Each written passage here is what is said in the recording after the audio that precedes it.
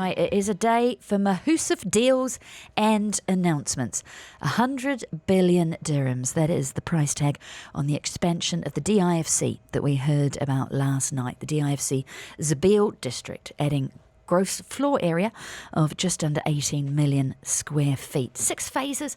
It's going to be completed over the next 15 years. Zhann Jochinke is king of data at Property Monitor. He's the man with the maps and the numbers. It is lovely to have you with us.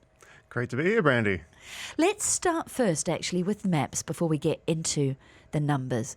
I'm mentally picturing the DIFC.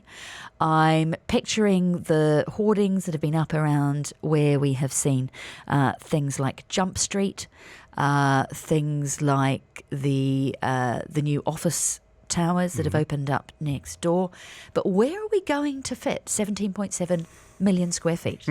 It's a little bit behind where the current DIFC is. So if you take World Trade Center and Emirates Towers, right behind there, kind of where some of the palaces are, you'll see a massive tract of land that's there. That's where what was originally named DIFC 2 was going to be, now DIFC Zabeel District. So that's where you're going to see the development come in, as you mentioned earlier, 6 phases coming in there, different use categories across those, and it's going to be a really big development and expansion of that DIFC area. Why do we need it? How full is DIFC at the moment? Oh, it's pretty full. It's pretty full. There's really nothing left there to develop on plots, right? You've got a mix of office, retail, residential in there, with massive demand for tenants going in there, and aligning with D40 and D33 agendas, you're seeing this need for additional growth, particularly in the financial and tech sectors, which is why you're seeing this coming in right now. Okay, you mentioned tech, and that more than 1 million square foot of space is going to be dedicated to AI and future technologies. We've also seen announced, and both of these announced by His Highness Sheikh Mohammed bin Rashid Al Maktoum, the Vice President, Prime Minister of UAE and ruler of Dubai. I think no coincidence that these are being launched at the highest level. The expansion of Dubai Silicon Oasis, which was just a couple of days ago, about 13 billion in expansion, and again naming the number of companies, about 70,000 companies they want to bring into there, or 70,000 workforce with thousands of companies. This wants to accommodate 42,000 companies, 125,000 more people will be what DIFC can take once this new district is built. Talk to me about the timing of both of those announcements within days of each other. Yeah, I'll steal a quote from His Highness. We don't wait for change, we make it. I think that we're getting ahead of everything. We're planning for the future that's there. So you're going to see massive growth in both of these areas in different ways, and the surrounding areas in there. Infrastructure projects coming in, massive new development that's in there, and building to suit what the future is anticipated to be, getting ahead of what being an AI center for the world, a crypto center for the world, an education center growing for the world in those areas. So that's where I think you're going to see this growth coming in, and the strategic alignment of when they're being announced. One of the things really unique about Dubai, we lack a lot of the politics and everything. We can pull levers to align with the goals of the emirate. And these are just other levers that have probably always been there waiting to pull, waiting for the right timing and deploying it at the right time. Let's talk about what's involved in expanding like this, though. It's going to add an awful lot of commercial space, and commercial space is something that we've been discussing over the last couple of years in the Business Breakfast in terms of what we've needed in particularly A1, top-tier office space.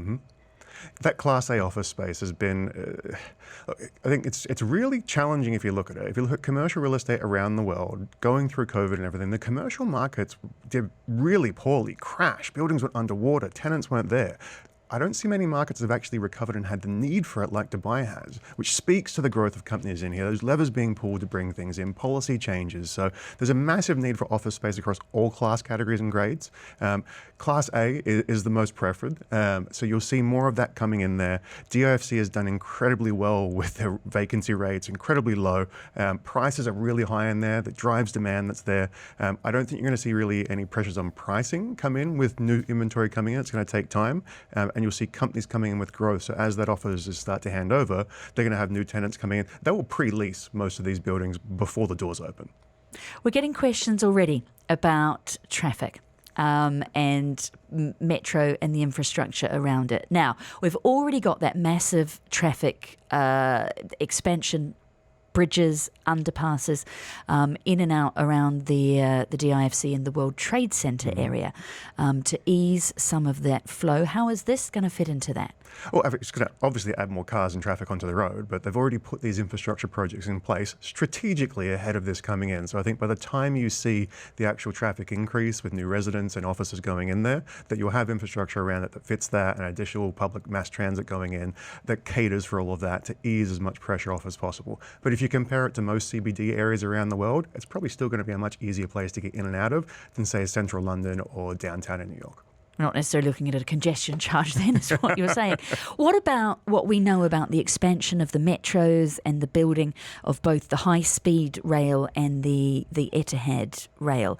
How is it all going to link together around Dubai Silicon Oasis and around the expansion of the DIFC? So really specifically around Silicon Oasis, you'll see more of that. That's where the rail lines go that are in there. From what I've looked at the maps, I don't think there's any direct news stations going to DIFC, but there'll be internet connectivity in there. Silicon Oasis is really the one to watch because that really starts to make that area accessible for people that might live elsewhere going in there, but people that may live there coming back into the CBD part of the city. What does it mean? You mentioned, oversupply for the commercial properties market and the fact that we're ready to absorb this. What about for residential units? This is being phased out over some time. The first new phases of development will open 2030. It's going to go to 2040. By Dubai standards, that's quite a moderate pace, almost. It's very measured, just in the same way as DIFC was in the first place. It's demand-led. That's one of the things that really catches me in this, and it's one that I truly believe in. They've waited for the right time to do it. They've seen the right product that works, and then they keep bringing more in. So it's not going to be flooded where you see everything built in a number of years. It's going to be phased over, and they may pivot if they need to, if there's more demand for one or less demand for the other. So you'll see that come in. Pretty much occupancy is doing really well in DIFC, both on residential and commercial. Premium product that's in there. If you look at the residential towers and things that are in there, you've got some prime brand residences and other things. You'll see that level maintained throughout. I wouldn't be surprised if you see some of the REITs behind it as well, investing and having full towers, adding that to their portfolios, and then you'll probably see some of it come onto the freehold market as well. Which is interesting. Is there going to be a chance, do you think, for the average punter to invest and take a little bit of this growth in terms of profit and investment? I think to a small part, I think we have to see how it plays out. I think it will be a split between the REITs, between the government holding, and between what is released in the strata freehold market. Zhann Jochinke is Chief Operating Officer of Property Monitor, speaking to us about one of our big stories of the day, and that is that 100 billion dirham expansion of DIFC. We appreciate your time this morning